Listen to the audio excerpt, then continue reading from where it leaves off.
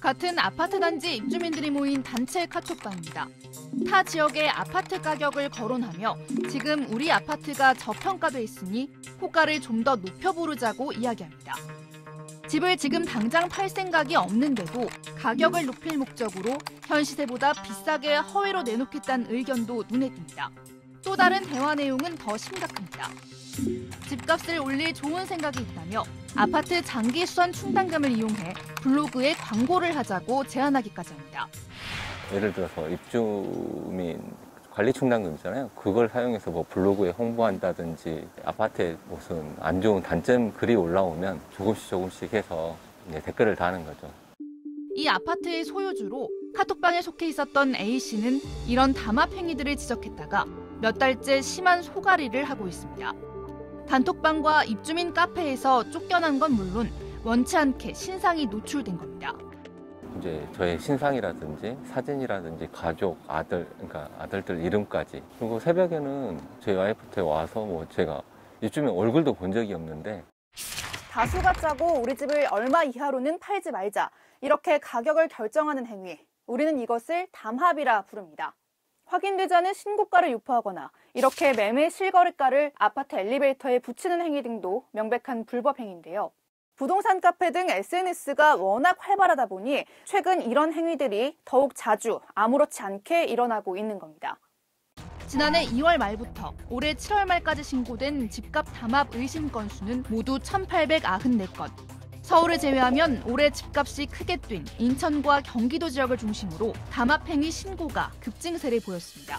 올해 2월부터 공인중개사법이 개정되면서 부동산 거래질서 교란 행위에 대한 처벌이 강화됐지만 위법 행위는 시정되지 않고 있다는 지적입니다. 일부 부동산 중개업자들의 친목회를 통한 담합도 부동산 담합 문제를 논할 때 빠지지 않는 이야기입니다. 재건축 사업을 추진 중인 서울의 한 아파트 단지. 1년 전 이곳에 부동산을 개업한 공인중개사 B씨는 이 지역의 한 부동산 친목단체를 최근 경찰에 고발했습니다.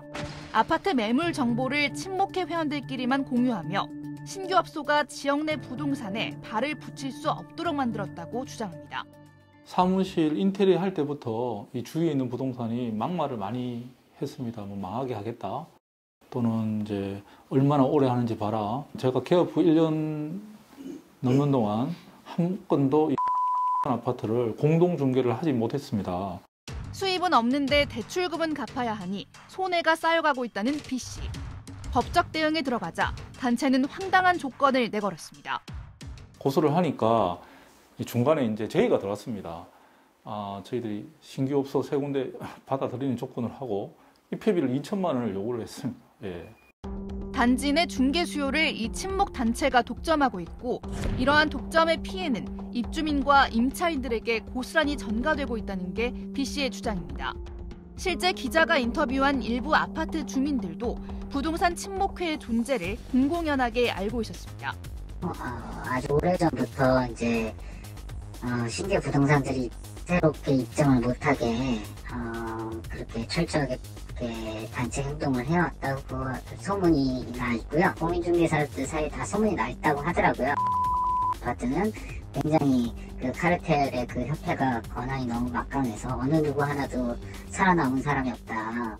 친목단체 회원 중 하나로 지목된 한 공인중개사는 친목회 자체가 존재하지 않는다며 B씨의 주장은 모두 거짓이라고 반박했습니다. 제가 이렇게 말씀드리지만 자체가 없는데 저분들이 자꾸 이제 그렇게 생각을 하고 있다고 이제 그러는데 그거는 뭐 조사해보면 알고 취재해보면 아시겠지만 그런 상황이에요. 담합 행위로 집값이 오르락 내리락 널뛰기를 하며 가장 피해를 보는 건 역시 실수요자, 무주택자들입니다. 현재 집값 담합 행위가 적발되면 3년 이하의 징역 또는 3천만 원 이하의 벌금에 처해집니다. 이런 행위는 어제 오늘 일이 아니지만 모두 암암리에 벌어지다 보니 현황 파악조차 쉽지 않습니다. 제보자의 신고에만 의존하고 있는 게 현실입니다. 전문가들은 최소한 부동산 친목회의 돈 없는 카르텔을 막기 위해 공인중개사 협회가 스스로 자정작용을 거칠 수 있는 권한을 주는 것이 맞다고 지적합니다. 적어도 조사 고발권 정도는 있어야 되는데 협회가 조사 고발권도 없어요. 사실 아무 힘이 없습니다. 그래서 협회에도 최소한의 권한이 주어진다면 이런 불법이나 탈법을 좀 막는 데 도움이 되지 않겠나. 공정한 부동산 거래 질서를 위한 우리 사회의 공론화 과정이 시급하다는 목소리도 나옵니다. 시티톡 정유림입니다.